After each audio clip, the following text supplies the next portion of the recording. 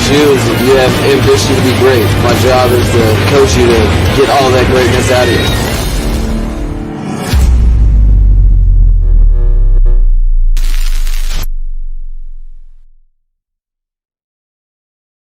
What's good, Fin Nation? What's good? It's your boy Reason. We are back here for yet another one as day 5 of OTAs has completed. We got a lot to talk about. We got Mike McDaniel's media availability. We'll go over Tyreek Hill's media availability. We'll go over. We also got some articles regarding today's day of OTAs that we're going to go over. A day that apparently the defense absolutely dominated with Tua sidelined so by non-COVID illness. So we'll talk about all that. A couple other things I want to go over too. Some interesting comments from Chase Edmonds regarding Tua, as well as CBS and Jason Lockenfora putting on a list of 6 NFL players who are poised to break out. And also NFL.com recently ranking the top 5 corners in the NFL. I want to go over that too. So we got a lot to go over tonight. For day 5 of the OTAs. I hope everyone is having an absolutely fantastic night. Guys, it looks like the rebrand is coming tomorrow. I'm still waiting for the time to be confirmed by one party, but I'm just going to go ahead now and announce what I got coming for y'all. It looks like tomorrow night at about 7 p.m. Eastern, I will be live, and I will be joined by both Omar Kelly as well as Nick Hicks. And the 3 of us are going to have an in-depth discussion about not only the Dolphins, but about Tua, OTAs thus far. It's going to be a good conversation. It's going to be something really that the community needs right now. They've seen Nick Hicks and Omar Kelly talk back and forth on Twitter. So I've got them both to agree. Now it's looking like it's going to be 7 p.m. I'm just waiting on Nick to confirm if he's good for 7 p.m. I'm going to try and get it in for the Heat game for all of y'all. But yeah, that's the show that's coming. I'm going to launch the rebrand with it as well. So now you'll see most of the rebrand. You won't see what it'll look like when it's just me up here. But I will have the rebrand launching tomorrow as well. So y'all are going to wake up to a new look in Finside the NFL tonight too. So yeah, tomorrow night, as it stands right now, Omar Kelly and Nick Hicks will be joining me at 7 p.m. for a discussion about Tua Tagovailoa and the Miami Dolphins. So that's going to be one for everyone to make sure to tune in and see. Obviously, once it's confirmed by Nick tonight, I wanted his confirmation before we went live. He said he's going to get back to me tonight about the time. Working for him, so it should work. The Heat tip-off is at 8:30, so we'll get it pumped out. Hopefully, he'll be done everything in terms of training and everything, and we can get rolling. So that's what the deal is, man. That looks like the show we're going to have. I'll be joined by Nick Hicks and, of course, Omar Kelly, so it'll be a good discussion. Make sure you tune in tomorrow. And if anything changes, I'll keep y'all updated. But tomorrow, 7 p.m. Eastern is the soft date right now and time. So expect us around then. Now, let's get into some other stuff here. Listen, we're going to get into Tyreek's media availability here, but I got a real big issue going on right now. And I've seen it on Twitter. I've seen it on basically every platform, today. And, I got a real issue with people here right now because now we're getting into, people out here now claiming, everything Tyreek said today can't be true. Tyreek's cap. Tyreek's lying. I've seen Chiefs and Dolphin fans. Okay. It's one thing to see it from the fan base where the player came from, who has Patrick Mahomes, but to see it from our own fans, I mean, that's another story for another day. I mean, fans. All right. It's just ridiculous. So let me get this straight. All of you people were the same people. Okay. First of all, some of y'all are the same people that try to get clicks and you try to get likes and you try to get retweets and you try to get Facebook likes off of Tua's name, but the first chance you have, you'll jump all over him. It's hilarious to me. But all of you people are the same people that everything the coaching staff said, anything that Tua might have said, anything that any other player had said that could be overanalyzed or twisted into a negative manner and used against Tua the last couple of years. Now we're not supposed to believe what people say when it's something positive about Tua, especially when it's the players actually working out with Tua and catching footballs from Tua. The actual professional athletes, right? Now that the narrative isn't in your favor and you got a future Hall of Famer saying what he said today about Tua, oh, he must be lying. Are we serious right now? Like, is that what we're getting to? Is that the depths we're going to, that now our players must be lying? Hey, when players said something that wasn't favorable, or when a coach said something that wasn't favorable, or when Tua himself says something was favorable, that gets taken at face value. No way he's lying. So the negative is the news. The positive is Cap. Is that what we're getting at now? Is that the new twist? Is that the new agenda? Is this the new game on social media? I'm just gonna flat. Some of y'all are so fucking delusional. It's absolutely pathetic to watch, to listen to read. Like, I mean, we're just at that point where some of you are just so far gone and so out there and so dug in that you got no problem looking like absolute idiots. Right? But then they try to cover it up. Oh, well, if he's successful, my team's successful, so I win either way. I'm like, no. Can't. This is the definition of trying to have your cake and eat it too, man. It's just absolutely ridiculous, man. And everyone knows where I stand. The Tua haters and the Tua lovers, I got no time for. The Tua believers and the Tua non-believers, let's have conversations. I don't take either opposite ends of the extreme. I'll take both sides and the group on both sides trying to be objective. Those are the ones I talk to. And those are the ones I care about. All right. But now we're out here saying we're calling people are so dug in. They're calling players on their own team liars. Like, that's the ridiculous level we've gone to right now. And yet I know none of y'all would call them liars to their face, because Tyreek would drop you like a sack of potatoes, like right there in front of your family. It would be over. You would go viral for being lights out before your knees even buckled. All right? Period. But we're going to call our new star receiver, the guy we're paying $30 million a year, who's on a Hall of Fame trajectory, all of a sudden he's a liar. Like, do you understand the nonsense this is? Like, this is why I look at it and I'm just like, man, I stick to me, I do me, and I deliver y'all the real objective news out here. Okay? Because guess what? When I break down the film with Martin in ball game, you can't escape the film. If it's not good, it's not good. If it's bad, it's bad. If it's good, it's good. Same thing with the news, man. Like, I had actual people out here today. And no, I'm not talking about any post from yesterday. I'm talking about people from today out here acting like Teddy Bridgewater stole the day at practice today. Clearly not doing the research, clearly not putting in the time to see the defense dominated today. We hadn't heard about interceptions until Tua got sidelined today. And the defense dominated Teddy. It's the mind-boggling narratives and agendas. Like, some of y'all are so blatant. It's ridiculous. It's flat out ridiculous.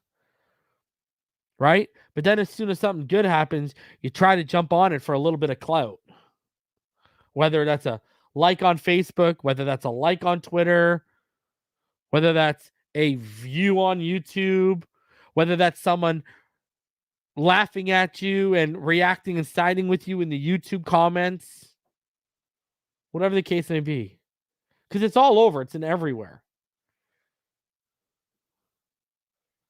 And it's ridiculous, man. It's absolutely ridiculous to see our own fan base ride our quarterback harder than other fan bases do. Because those are the ones you're supposed to be bantering with. Like, those are...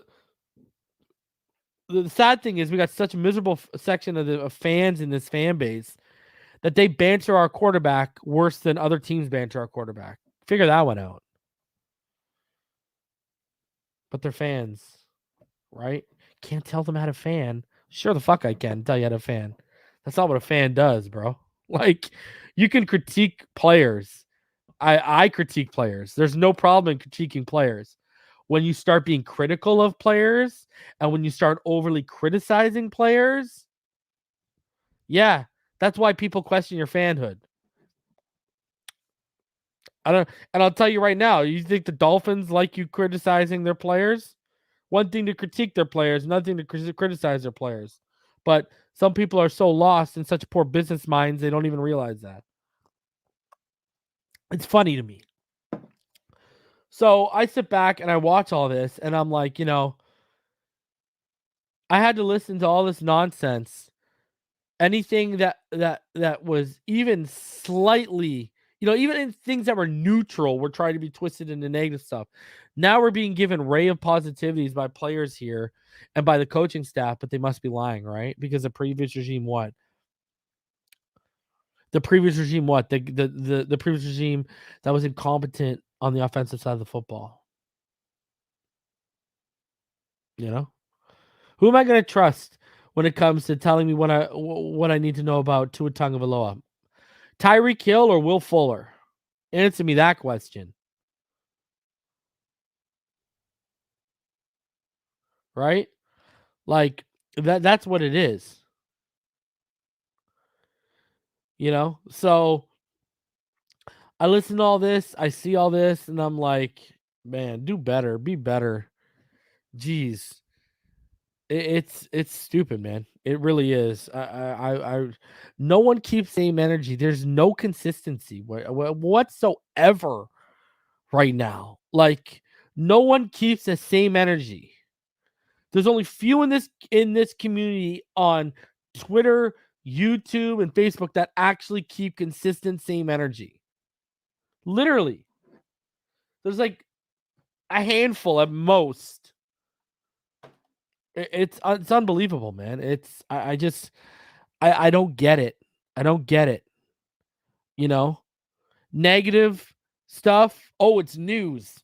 Oh, he's a bust. Positive stuff. Oh, that person saying that's lying.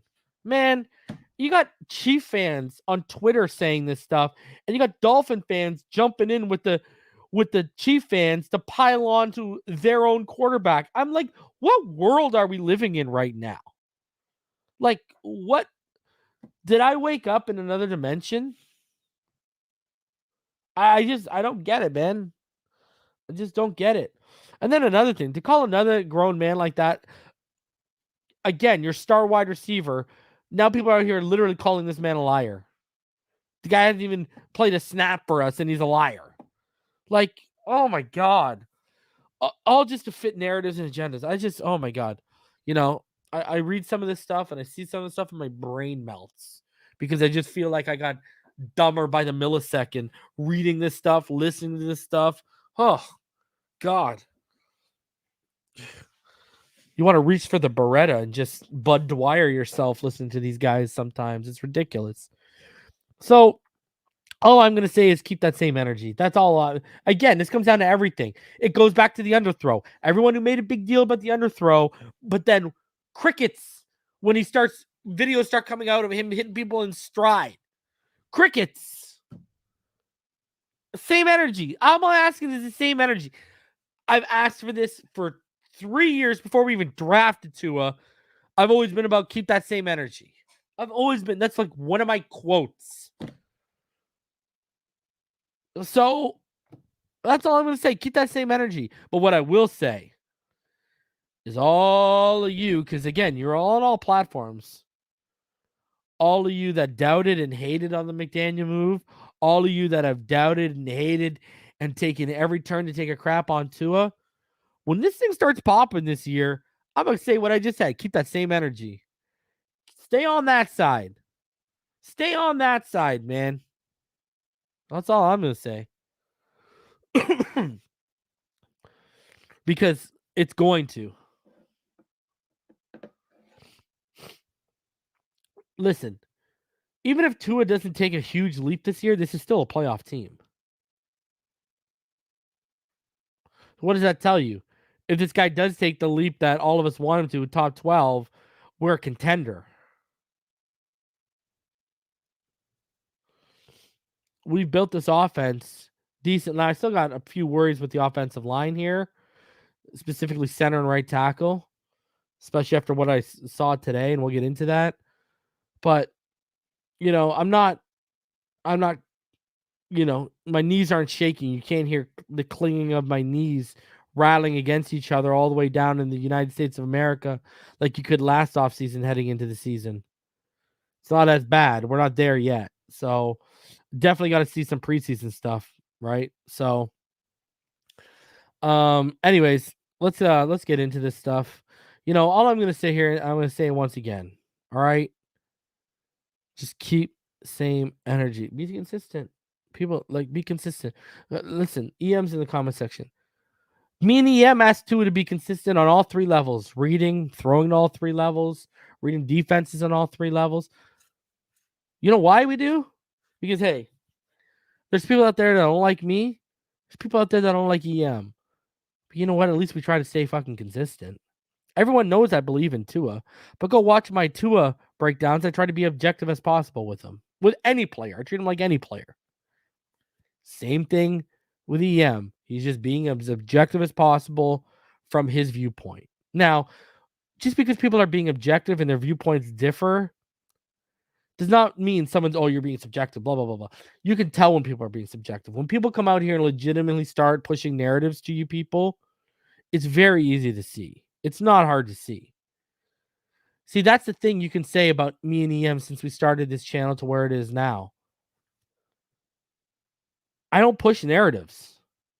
I mean, when the Watson stuff came up last year, if I was really pushing the Tua narrative, wouldn't I have been up here calling Watson a rapist and, using all these bad words towards Watson? No. In fact, my thing was, if everything gets cleared and you don't get taken to the bank and the deal makes sense, you make the move. You upgrade the position. That was literally my take. So if I really was pushing narratives up here, wouldn't I be telling all of y'all, yeah, wouldn't I be lambasting that guy? No. Noah had a good practice. I told y'all don't sleep. Have a good practice against Tua. Let's talk. Had to. I'm sorry, I had to. I got to say that all the Teddy B guys, hey, man, he had a good practice against Teddy B and Skylar Thompson. But I will say he did have a break when Tua was in. I think he had a breakup on Waddle or Waddle or Hill a couple OTAs ago. So I have been noticing Noah. So let's again, listen. You can tell the real from the fake, okay? It's not hard out here, all right? You can tell the people that chase clout and the people that don't. It's not hard out here, all right? You can tell the people that push narratives and agendas to you guys because they want to be right, whereas you got people out there that put the information they think is right out to you guys in hopes of turning out right. There's a difference, all right? So just be wary of it, man. And keep the same energy, everyone. Jeez, on both sides of the football. Jeez. Smash that like button. Subscribe if you're new. We're almost at 8,000, man. We got over 50. Let me see. We got over 46 subscribers on the last video. So let's keep that rolling. I'm just doing a check. Yeah. So we are about 54 away from 8,000 subscriber for new. Smash that like button. Help me out with my friend Al. Algorithm. Help me out. All right. So what we're gonna do is we're gonna get into the OTA reports here. And we're also gonna get into Mike McDaniel's media availability. And we're gonna get into Tyreek's media availability as well. So let's go into chronological order. We'll start off with McDaniel's media availability. Then we'll get into I got Palm Beach Post. Sorry, I apologize. I got Adam Beasley was there, so I got Pro Football Network, I got Miami Herald, and I got the Sun Sentinel. All their reports of what went down today at practice. We'll go over those. Then we'll get into Tyreek's media availability. Then a really good article from Jason Lockenfora. He got 6 NFL players who are poised for a breakout season, and 2 is on the list. And then Bucky Brooks put out his top 5 list of cornerbacks in the NFL. And I do want to go over that with you guys because you might be surprised where he had Xavien Howard. All right. So let's start off with Coach McDrip. Obviously, Mike McDaniel. The GOD. I'm convinced you guys are doing some plyometrics or some sort of workout in here. It always has a. It's hard to hot in this room and the next room. Yeah. Next door is. Huh. Typical sports So, complaining about how's Barry gonna start this off? Barry says Boston. an abstention. Oh, we got to put T Barry. Oh, okay, all right.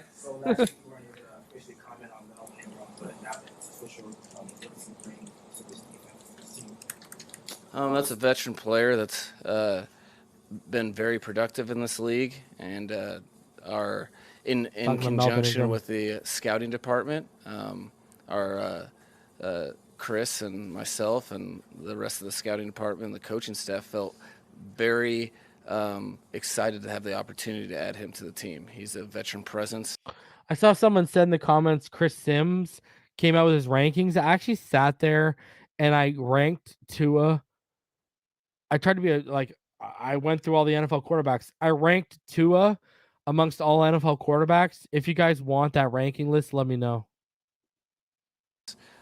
A guy that's been in big games, a guy that for a young team can be very impressionable. Yes, Melvin Ingram. And a Beautiful playmaker to sign. boot.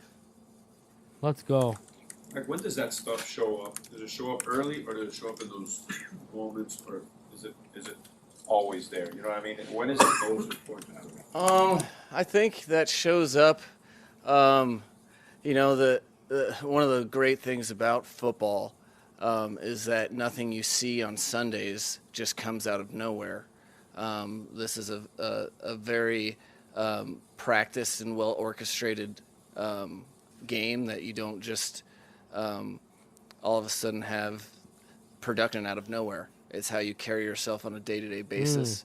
Especially people that are able to be productive for several years of time.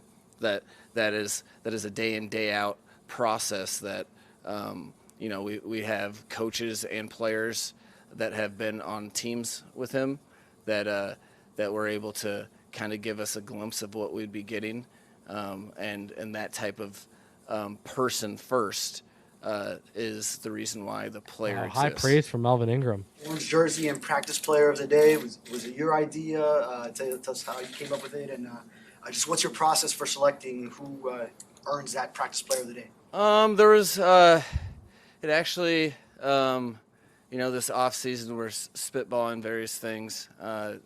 Coach John Embry brought up the idea of, you know, there was a lot of talk about my DJ skills pre-team meetings. So to kind of put that to bed and say, hey, you know, if you're so great, why don't you show yourself? He floated the idea of having a practice player organically as a staff. We kind of came up with selecting a particular person that would not only be represented as the best player on the field from the practice before, but also take all accountability for DJ selections from the head coach. And apparently today was bad. The person with the orange jersey that's making those calls.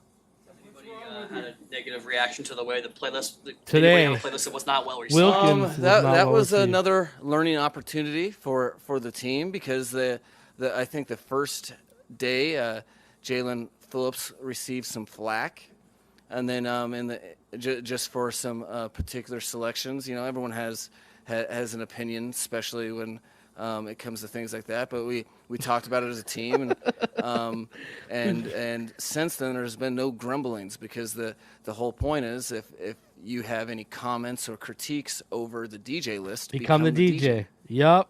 So it's basically Don't just to y'all take the heat off yourself. come on? Don't y'all love what they're doing here? You don't like the music? All right, go out and be the best practice player tomorrow. Like, man, I love it. I love it. I mean, unintended consequence.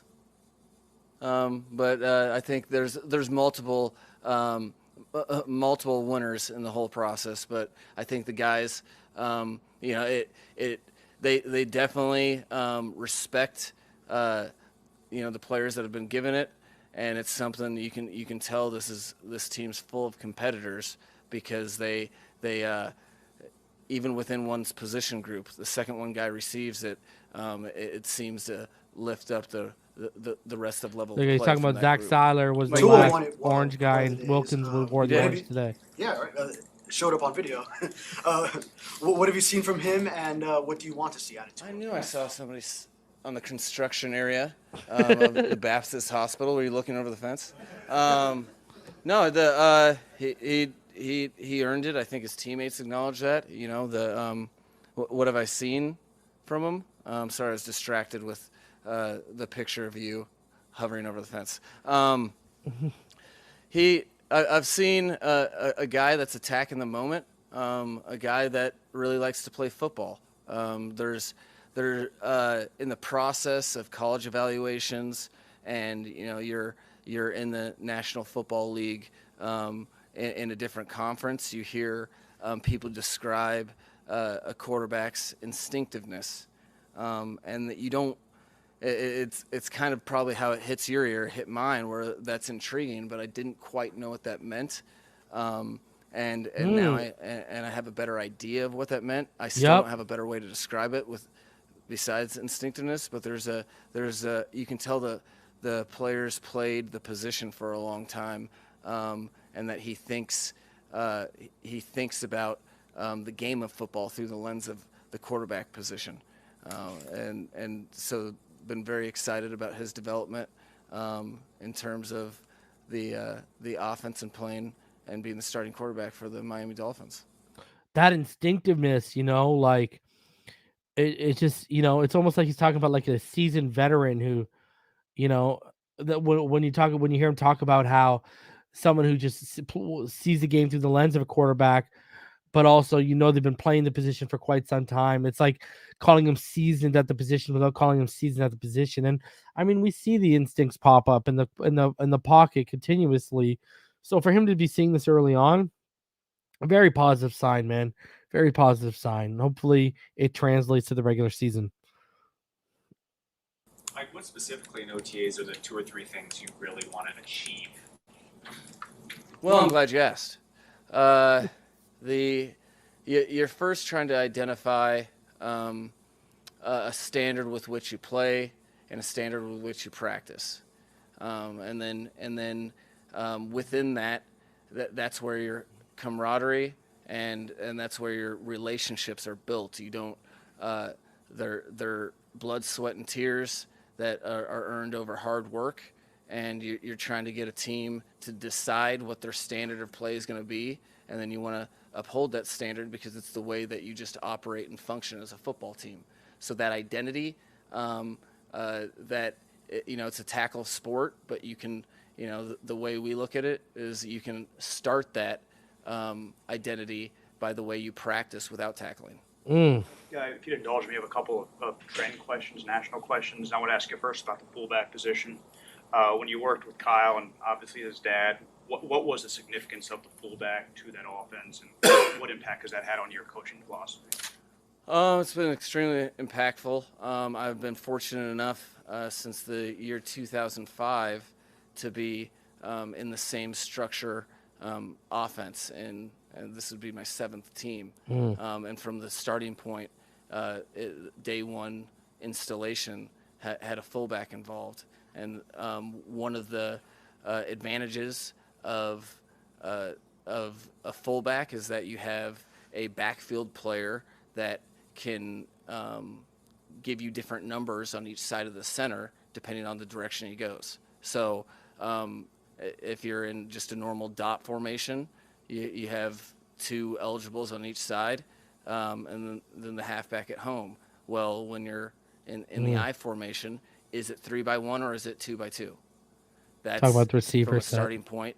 And it doesn't hurt that a lot of offenses have gone away from that, only because with the historical experience that our staff has had, and myself included, defenses aren't as adept at fitting those types of plays, whether it's runs or passes, and defending against it, which is a competitive advantage when you're able to find And Alec Ingold's a that fullback dude. that's, it's just not any ordinary human being, or you must play with a fullback. You have to have an athletic player that is smart and can understand a lot of schemes and can read on the fly. But when that position player plays fast, it can be pretty disruptive to teams that aren't used to going against it. I appreciate Man, that answer. And, Yo, that makes me love the Alec Ingold addition even more. I mean, there's only one other better fit for this offense, and that's a Kyle Juszczyk in San Francisco. But you hear him talk about the intricacies of how important that position is to what he wants to run in this scheme. Man, I'm excited because we got that athletic player, we got that smart player, and we got that guy he can run, block, catch, he can do everything. So, man, that is and the help, he talks about giving the help in the interior, which is real key, right? Especially if you got a guy like Dieter in there. So very, very interesting stuff to hear him. one unrelated question. About quarterbacks, you all drafted one this year. Every team has a different evaluation for collegiate quarterbacks when they're going through the process. What are the pitfalls teams need to avoid with the evaluation process? Because we have all this information, more information than ever on these college kids, but teams still make mistakes. So what are the biggest challenges, I guess, evaluating? I think it's paramount that you just get good quarterbacks and avoid the bad ones.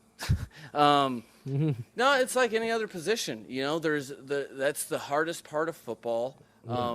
When you are projecting, when you're selecting players to play in a game that's slightly different. There's compounding variables for success. So does your quarterback benefit from having a fast-paced, very fast, highly skilled group of eligibles? Eligible receivers. What kind of situations is the existing coaching staff that he's playing within? What is the scheme like? What is he being coached? There's so many layers, which makes this game beautiful, which makes scouting departments extremely relevant and makes it very tough. And that's why you're not 100% on any position ever, because it's an inexact science, because you're dealing with human beings that are a product of their environment. Which is why situation matters. What they're going to be in a completely different environment. Those are there's like a laundry list of different things that can create success or failure in the NFL game. So you just try to project what are the things that that NFL quarterback is going to be asked to do. Namely, he's going to have to. I'm not sure when you guys watch NFL games, but the pockets aren't huge. There's a lot of congestion. There's a lot of traffic going in and around. That feel for the pocket. Can they play the position in high duress? And the body's flying. Are they tough? Yep. Can they anticipate those types of things? You're looking at the college game that they're playing and trying to extrapolate to an unforeseen future, really. You have a follow-up? Oh, go ahead, thanks. Okay. Wanted to ask you about Connor Williams. I don't know. We saw him working inside. Did you? Yeah. Interesting. And is that more everybody cross-training, or is that a realistic option for him? And how much of that experience was part of the reason why you guys explored signing him? You know, when you're training a player, specifically one that has had inside flexibility, he's played center in preseason games, and you're trying to train, and you have a multitude of linemen that have position versatility. There's not a greater way to learn the intricacies of the offense than by starting with different alignments and assignments. Namely, the center position, you have to make a bunch of calls, and so you have to really know what everyone's doing. So it doesn't hurt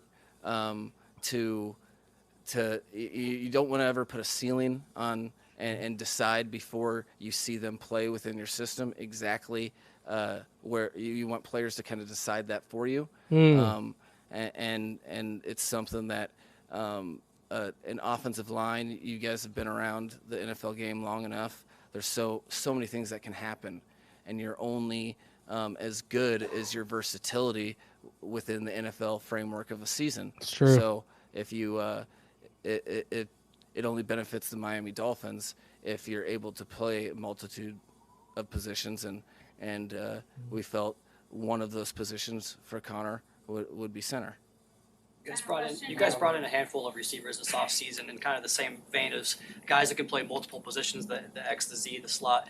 Is that kind of the same idea at the receiver position, how they see the game from different spots and their flexibility at those positions? Yeah, we're primarily, first and foremost, we're looking for good football players.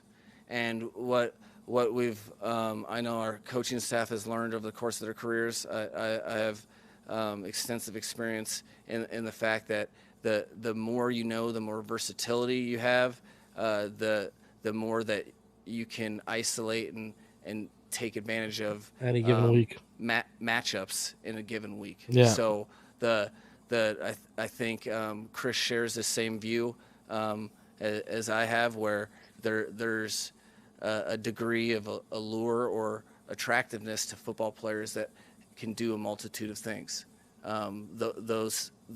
That makes them remember, they're a cog in a wheel of efficiency is what you're trying to create on both sides of the ball, because it is the ultimate team sport in that you have the most players working in unison at the same time, as well as it's a game of inches, as we know, where the most minute shortcoming of technique or the best execution of technique can be the difference in winning and losing. Yep, for sure. Wow.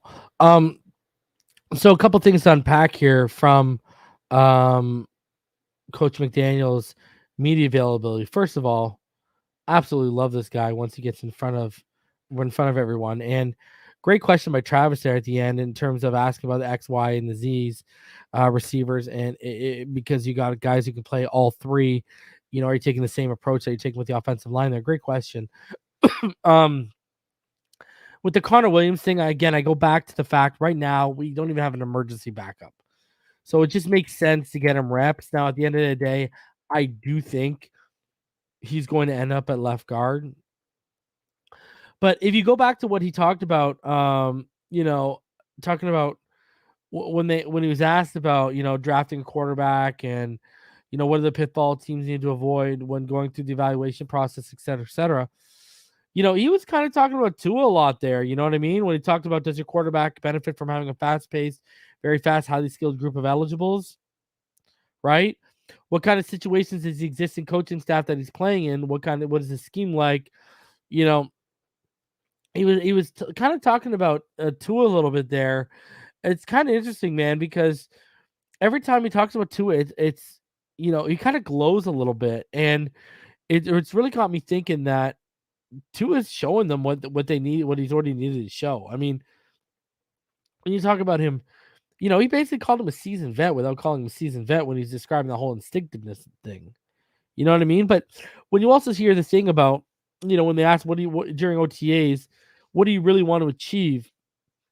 And when he says about, it's a tackle sport, but the way we look at it is you can start that identity by the way you practice without tackling. Like, boom. Like, what a great line of thinking, If you can get that identity in place before even the pads come on, imagine what the team looks like when the pads come on.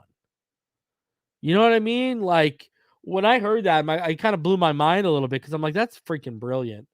You know what I mean? Like, I was just like, getting that. Not a lot of people would think about that. Getting that identity in place before the pads even come on, even though it's a tackle sport, and it just, the more this guy talks, the more you say to yourself, how are people not buying into this guy right now? You know what I mean? Like, you just know people are. And we as fans are buying in and hype, but the players are buying in and hyped. Right? And also, I wanted to add today, Christian Wilkins was wearing the orange practice jersey today. So when he was also talking about, the orange practice jersey, they've noticed it elevates other players in the same position. He was clearly talking about how Skylar got the orange jersey, and then Wilkins came out and had a fantastic practice, and he got the orange jersey. And apparently today, Skylar and Wilkins were just monstrous. And we'll get into that in a little bit here too. But, man, exactly, Todd. If you actually look at what he talked about, he basically said the pass regime failed Tua. Like, I mean, that's basically what he said. We already knew that offensively. So let's get into what happened at OTAs today. And then let's get into Tyreek's media availability. All right. But let's get into what happened today in terms of actually, you know what? Let's hop into Tyreek's media availability. I lied. We'll get into what Tyreek said today. Because I want to gas y'all up. I want to get it hype. So let's go. The $30 million man. Now that you've had a chance to get on the field with Jalen Waddle.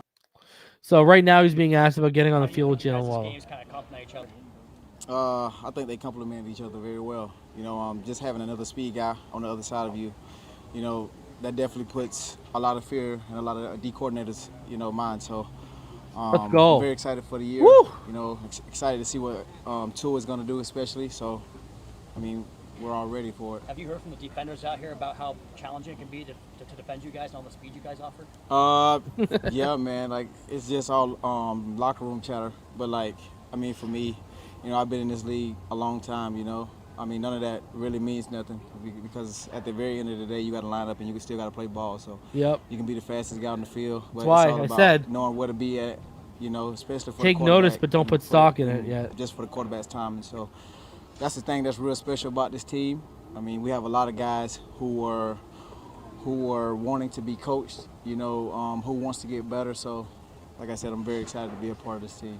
You get some exercise on the practice field. It seemed like they were using you downfield a ton. It wasn't That's like what I do, man. It wasn't like a veteran's day for you. That's what I do, man. Like, I mean, when I came here, man, I signed up to work. I didn't sign up, just for the paycheck, man. I also signed up, to be a team leader and to also, lead this team and show this team how I do things.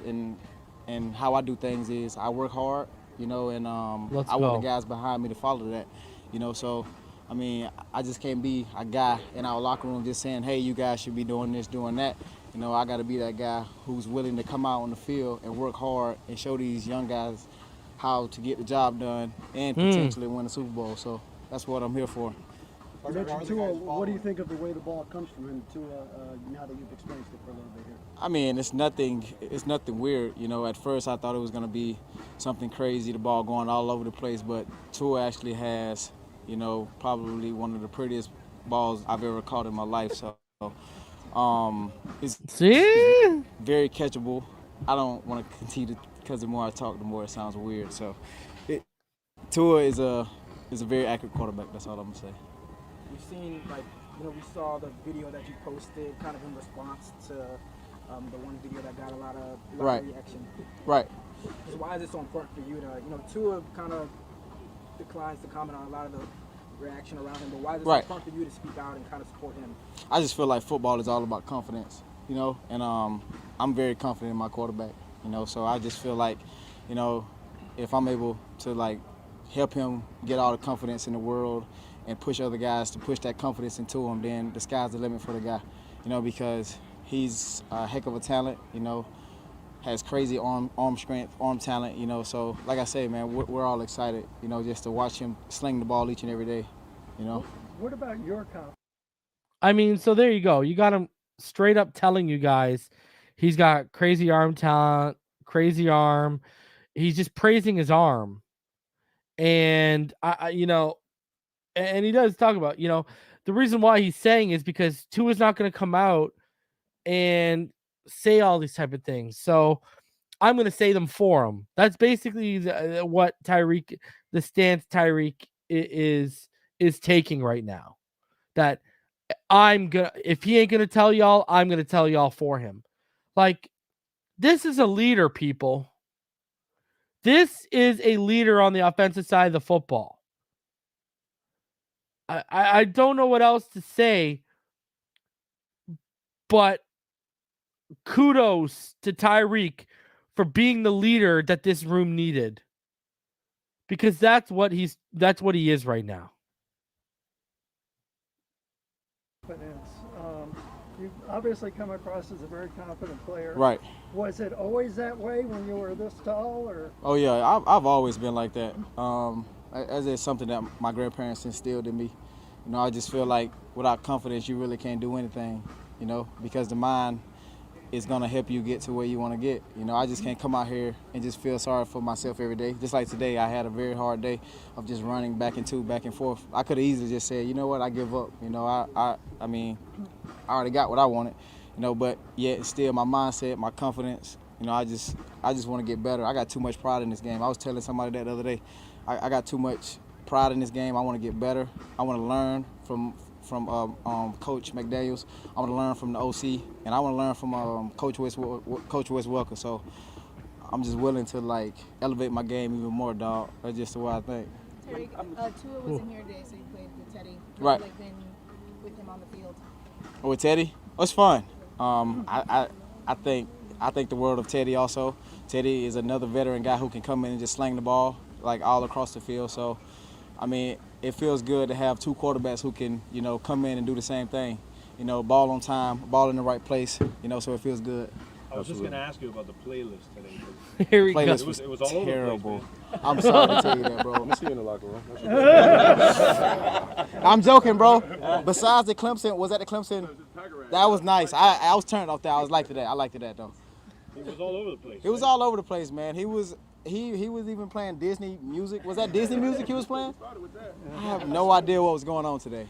No, I felt like I was in my living room with my kids again. I was like, yo, this is getting crazy. So have you had a day with the playlist, or have you been an orange jersey guy? No, I haven't. I haven't been an orange jersey guy, man. I guess I haven't been working hard enough for Coach.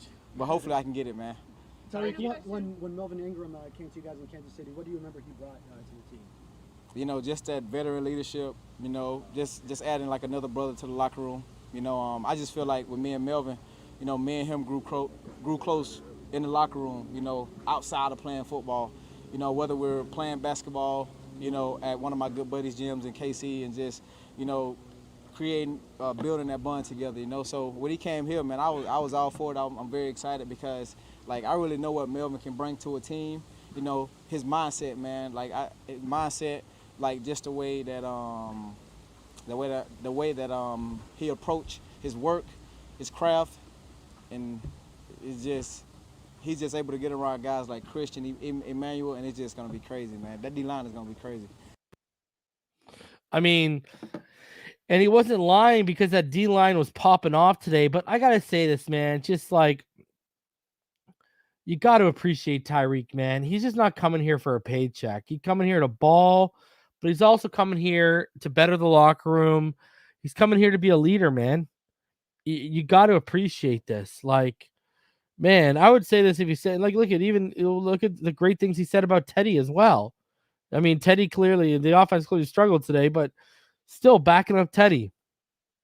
Absolutely love it, man. And Tyreek, you know, it goes off of what Gesicki said when I did that show on Sunday, right? Gesicki raved about how catchable his football is. See, people are calling to this whole thing cat because, oh, Mahomes must have had one of the prettiest balls he's ever thrown. Well, am I the only one who remembers that Chad Pennington Chad Pennington, who had a pop gun arm in terms of strength, what would players rave about? How he had one of the prettiest and most catchable balls that they've ever had thrown to him. Because guess what? Pretty balls and catchable balls, that is not velocity, that is not torque, that is not strength. That is all touch. That's just touch. And what has Tua been known for since the Alabama days? Elite touch. And the touch suffered over the middle last year because he bulked up. So, people need to relax here. He's not comparing. He said one of the. He didn't say it was the prettiest ball he's ever catched. He said one of the. So, hey, Scotty loves pretty balls. Tyreek loves pretty balls. We all love pretty balls. Just as long as they turn into touchdowns, baby. Need to score with the pretty balls.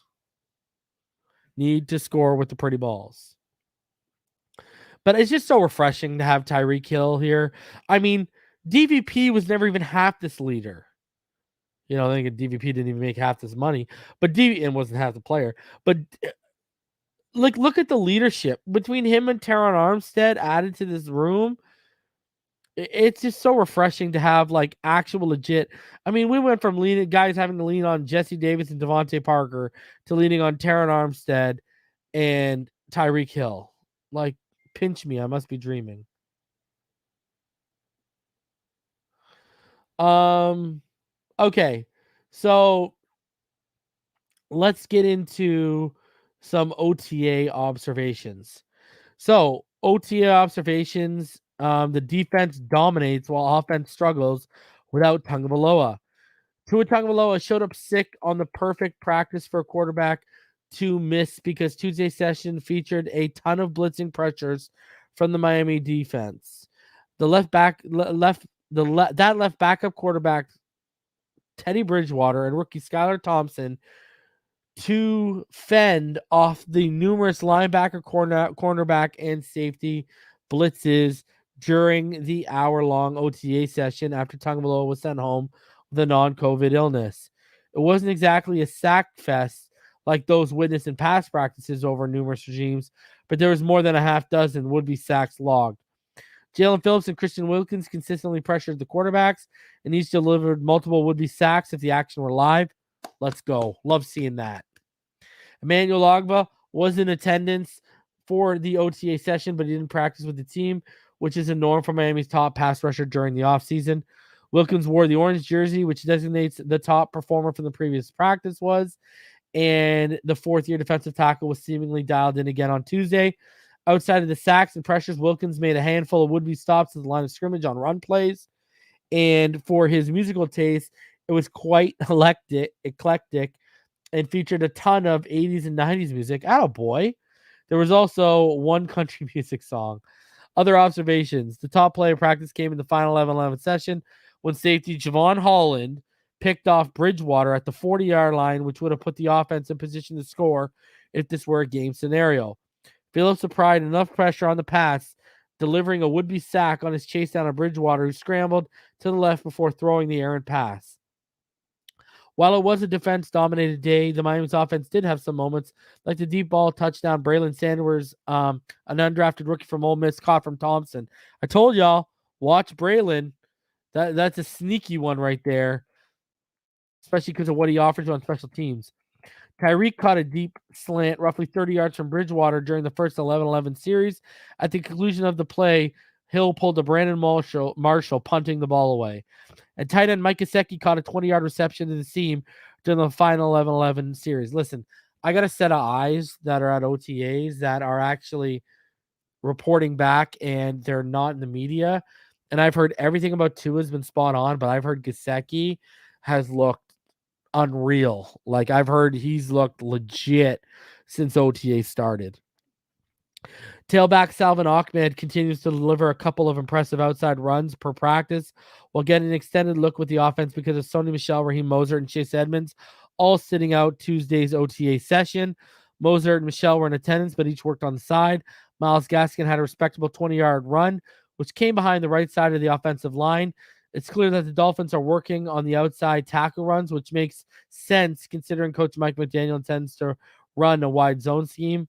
Hard to say whether there will be respectable holes based on what we've seen in these 2 OTA sessions because nobody's wearing pads and the contact is limited. Next week, the Dolphins will hold their mandatory minicamp on Wednesday and Thursday, so we'll have more of a thorough assessment of what's going on during the offseason program. And they're back for an OTA session on Thursday as well. And remember, guys, that article's from Omar Kelly. Tomorrow night, lock it in. It's looking like Omar Kelly and Nick Hicks will be joining me at 7 p.m. Eastern on the channel to talk about Tua and the Dolphins. Omar's confirmed. Nick's confirmed he's down. He's just confirming the time. We're trying to get it done before the Heat game for all of y'all. Continuing on, Adam Beasley of now PFN was actually at OTAs today. And this is what he said. He said Tyreek Hill is already earning his paycheck. He said the Miami Dolphins held their second open practice of the Mike McDaniel era, and it's already evident that McDaniel can't put too much on the plate of star receiver Tyreek Hill. During a voluntary OTA workout held 4 months before the start of the regular season that was missing a bunch of starters, including Tua Tagovailoa, Hill gave postseason effort. Hill, who at $30 million annual average salary is the league's highest paid receiver, took no plays off Tuesday, running hard on every route, many of which were far downfield. This guy is a leader. Throw the C on this guy's chest, please. If there was any doubt that Hill will be the centerpiece of the McDaniels 2022 offense, Tuesday's practice erased it. That's what I do, man, Hill said. When I came here, I signed up to work.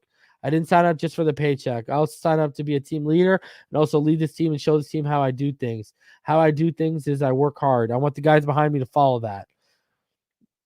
I just can't be a guy in a locker room who says, hey, you guys should be doing this, doing that. I got to be the guy who's willing to come out on the field and work hard, show these young guys how to get the job done and potentially win a Super Bowl. That's what I'm here for. Hill has rare speed and agility and showed it off Tuesday time and time again, even if most of the targets that went his way weren't completed. More on that below. No quarterback controversy in South Florida. While Tagovailoa sick, backup Teddy Bridgewater got plenty of exercise. But Tuesday's practice served a cold blast of reality. Anyone speculating that Bridgewater was brought in to push Tua and possibly to replace him should he struggle in year 3. Bridgewater was all over the place, throwing at receivers' feet when he wasn't launching it 5 yards too deep. A deep pass to Hill was so underthrown that the receiver became a defender so it wouldn't be intercepted. And y'all want to talk about Tua's underthrows? And y'all want to talk about Tua's underthrows?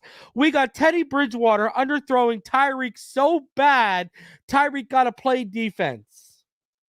Where's everyone talking about this? Hold on, let me listen. Let me do the Hulk Hogan. Crickets. Crickets, that's all I hear. That is all I hear. All of y'all that I told you, all you did was replace Jacoby Brissett's name with Teddy Bridgewater's name, holding out on your agenda for this year.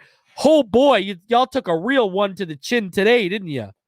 Looks like, hey, guess what? Last I checked, Tua pulled out an orange jersey. Now I'm checking, Teddy gets the whole day to himself. He's lucky if he's wearing a white or an aqua jersey tomorrow by the sounds of it. All right? Stop with this nonsense. The liveliest arm of the day belonged to Skylar Thompson. Skylar Thompson is about to unseat Teddy Bridgewater. Is that how this works, guys? Is that how this works? Tell me, is that how this works? They shouldn't be worried about Teddy taking Tua's job. They should be worried about Skylar taking Teddy's job. Is that how this works? Let me know. Is that how this works? Jeez. And look, he talks about he connected with Braylon Sanders for a touchdown deep down the left sideline. Tagovailoa, meanwhile, has impressed coaches and teammates this spring with his improved arm strength and command of the locker room. He's already worn the orange practice jersey awarded to the player at the best practice the day before. He earned it, McDaniel said. I think his teammates acknowledged that. What have I seen from him? I've seen a guy attacking the moment. That's a big attacking the moment. That means he's making the most of it. A guy that feels that really likes to play football. Been very excited about his development as far as the offensive plan and being starting quarterback of the Miami Dolphins. Notable absences. Today, this is going to look worse for Teddy and his fan club. Tagovailoa was out. No Howard and no Byron Jones. And Teddy out here. Teddy 2 gloves. Oh, it looked like Teddy 2 picks, huh? I don't know, man. No X, no Byron, and Teddy out here looking like a JV quarterback, but 2 is the problem. Okay. Defensive end Emmanuel Ogba, running back Raheem Mostert, Taron Armstead, and linebacker Jerome Baker did not practice.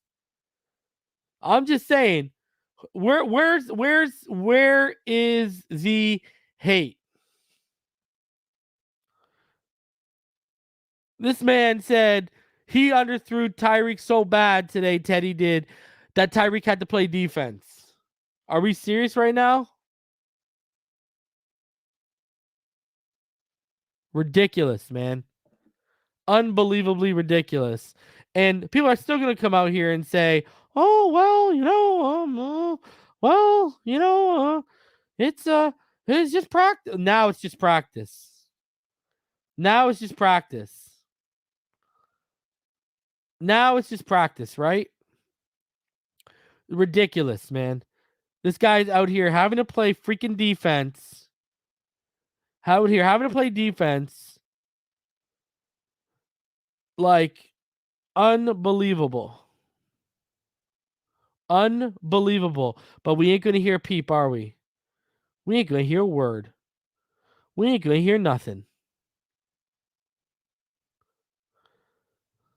Okay? I got to ask y'all, is this your king, Tua haters? Is this your king? Come on.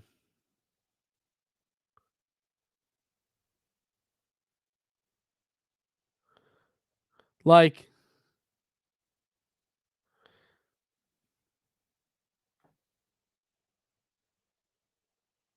why aren't we dissecting this underthrow more, guys?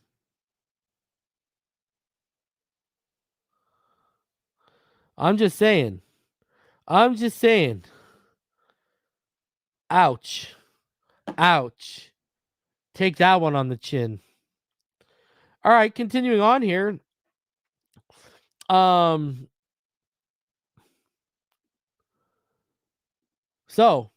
Tagovailoa sits out with illness and other observations from OTA today. This is from the Miami Herald. Quarterback Tua Tagovailoa didn't participate in the Dolphins' organized team activities practice Tuesday because of a non-COVID illness, Coach Mike McDaniel said. Tagovailoa participated in last Tuesday's session, the first open to media, and was afterward named Practice Player of the Day, which gave him the honor of wearing an orange jersey and controlling music the following practice. He earned it. I think his teammates acknowledged that, McDaniel said. We've already gone over that. So Tagovailoa's absence meant increased practice reps for the 2 remaining quarterbacks on the roster, Teddy Bridgewater and 7th-round pick Skylar Thompson. With Tagovailoa sidelined, the defense had the advantage for most of the practice. Safety Xavien Howard came away with an interception towards the end of the session, and the defense kept most of the plays in front of him. To go even further on what Daniel Oifasi said on he also said this. He said, let me read this tweet to you guys. He said, defense won the day with 2 sidelines. Xavien Howard came up with a pick late in practice.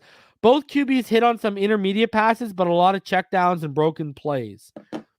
And so now Thompson had a particularly strong practice, hitting wide receiver Jalen Waddle in stride on 2 intermediate passes. He also connected with rookie Braylon Sanders on a deep pass over 2 defenders. That was the highlight of the afternoon. Running back Jared Dokes, look at there he is, also reeled in a one-handed catch from Bridgewater that got a strong reaction from his offensive teammates. So he's even newly signed linebacker Melvin Ingram wasn't spotted at the voluntary session, but McDaniel provided comments on the veteran addition for the first time, saying he's a veteran player, and just talking about his veteran presence and how much they like adding him. We went over that already. New punter Thomas Morstead, speaking to local reporters for the first time since joining the Dolphins, said he reached out to Miami after he saw the team didn't have a punter on the roster. Morstead, so he's the reason why we don't have a Riza. Morstead, 36, said he still wanted to play after 13 seasons and was willing to take a veteran minimum salary to do so. The Dolphins signed him to a 1-year deal worth $1.075 million. I love doing everything there is to it. I love the training. I love the grind of the workouts. I love being a part of it. And I love that he wants to be here. I love being depended on, and it's a special part of being in the NFL locker room, especially when you have first-year coach with, I think, some reasonably high expectations. It's fun to be a part of that and to be a part of building something and building a culture. I'm just excited to be here. Man, and we're excited to have players that are excited to be here. It's such a refreshing change. Veteran safety Eric Rowe said he saw the offseason speculation that he could be a cap casualty, but I don't think of that. None of Rowe's $2.5 million base salary is guaranteed in 2022. With Holland and third-year Brandon Jones expected to start at safety, Rowe is projected to be the team's top backup safety. We do have a lot of good safeties, he said, just each and every year. It's competition. Right now, the only thing I can control is what I can. If I get out there, just get to the ball like I've been doing. And, I do think Verone McKinley is a massive threat to Eric Rowe's position on this team. I really do. I really do, man. So, gotta be watching his back a little bit. Yeah, Teddy Two Socks. Oh, my God. Oh, God. All right. Now, continuing on from this is an article from Barry Jackson yesterday. I wanted to go over with you guys. What Dolphins chase Edmonds loves about Tua and some Dolphins personnel notes. One common thread with the Dolphins' new offensive additions is how effusive they are in their praise of Tua Tagovailoa. Obviously, no new addition to any team is going to criticize the quarterback, but it's notable how enthusiastic most of the players have been in evaluating Tagovailoa, who was named by the coaching staff as the best player in last Tuesday's OTA session. When I watch Tua, he comes off his reads very fast, running back Chase Edmonds said earlier this offseason. I like that he gets the ball out quickly. You can tell he's intelligent, being an extra security blanket with checkdowns. I'm one of the better backs at turning a 4-yard check down into a first down. Edmonds on Coach Mike McDaniel. When I asked around the league, the first thing they told me is how amazing of a man he is and how he relates to his players, getting the ball to his players in different ways, creative ways. I mean, you look at that, how he's praising, basically saying, hey, man, if we're going to have to check down to me. I'm going to turn it into something for you. Which, I mean, we could use because, especially if you're going to do it after contact, because we weren't getting it after contact. NBC Sports' Peter King unveiled his power rankings on Monday, and he has the Dolphins 16th between Dallas and New England.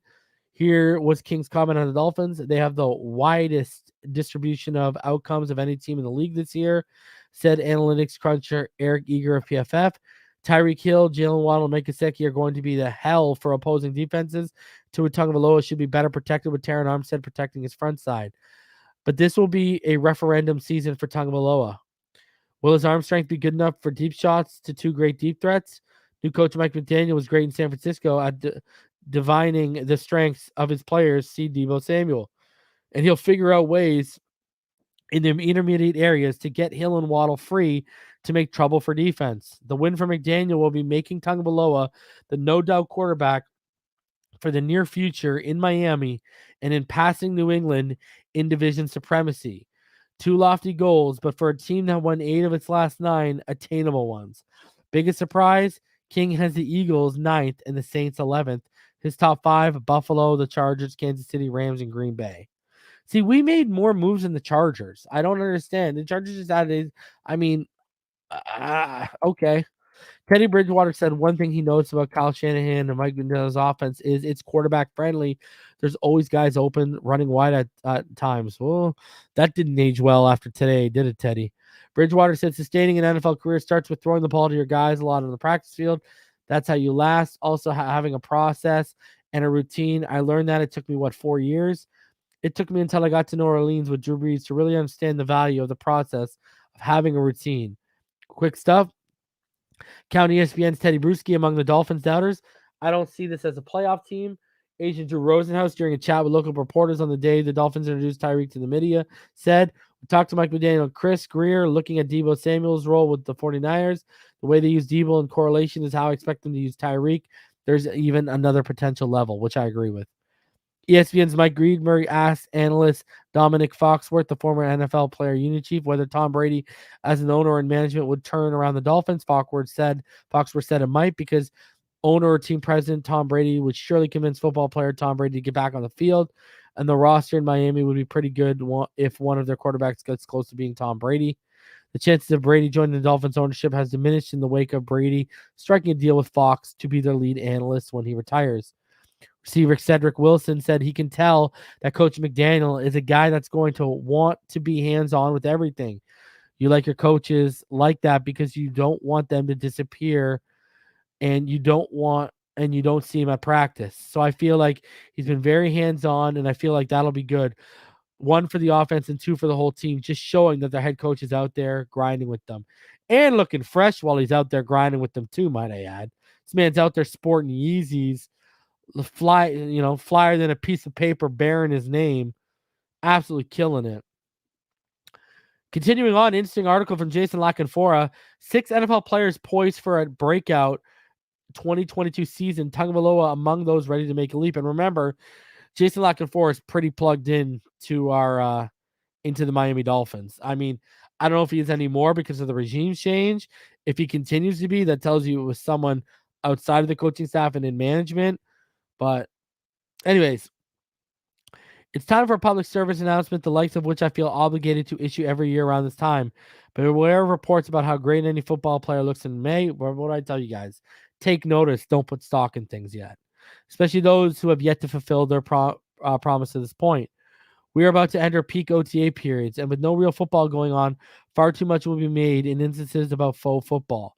Legions of players will come to find are in the best shape of their life. They put the past behind them. They look primed for a big step forward. The buzz is almost palatable. Of course, this is difficult enough to discern in July and August when full padded practices and exhibition games can often end up looking like fool's gold when it comes to breakthrough players. Players going from busts to bursts, rotational players about to win prominent starting positions, all of that good stuff. Yes, there are certain situations around the league of some individuals who have shed extra weight, transformed their bodies, and who might be trending upward. But when it comes to actual production and projections and making determinations about who might be on the come up, we are so far removed from anything resembling actual football that if I find myself cringing about some receiver who caught 10 passes in a glorified walkthrough, or which running back looked more elusive than ever dancing through defenses that can't touch them if they tried. That doesn't mean there aren't some players I will be watching very closely over the summer to gauge their progress. There are undoubtedly a handful of emerging players still early in their careers who I believe could be poised for a much bigger things in 2022. Not because of anything they might do in shorts and cleats in the month of May or June, but more because of what they have flashed to this point and the circumstances around them this season that could turn in their favor. So obviously, Gabriel Davis is one. JOK, who got drafted last year, is another. Kwity Paye, Irv Smith Jr., which is very interesting. And then Tua Tagovailoa. This is what he said about Tua Tagovailoa. I love the track team assembled around him. I buy that this is young QB is in fact the same kid who set records at Alabama and had teams tanking for him. The madness of playing under dueling offensive coordinators or mystery coordinators or whatever the hell Brian Flores was trying to do on the offensive staff is behind him. It's a fresh start under Mike McDaniel. The pass catchers will get a ton of yak. The offensive line is much improved. They will run the ball. Tua won't have to be super flashy to be very effective. I like the fit. And I agree. I mean, this is what he was already naturally going to take a third-year leap. Now, with what they've surrounded him with, he was naturally going to take a third-year leap. We just didn't know how big, right? But I will say now with what they've surrounded him with, again, he's going to take a third-year leap. We don't know how it's big, but I can tell you the starting point of it is going to be far higher than what the starting point of the projected leap was before we added all these players. So Tua is going to take a leap. I'm going to tell you this right now. Just give me top 12. You give me top 12, we are a legit contender. We are a legit contender.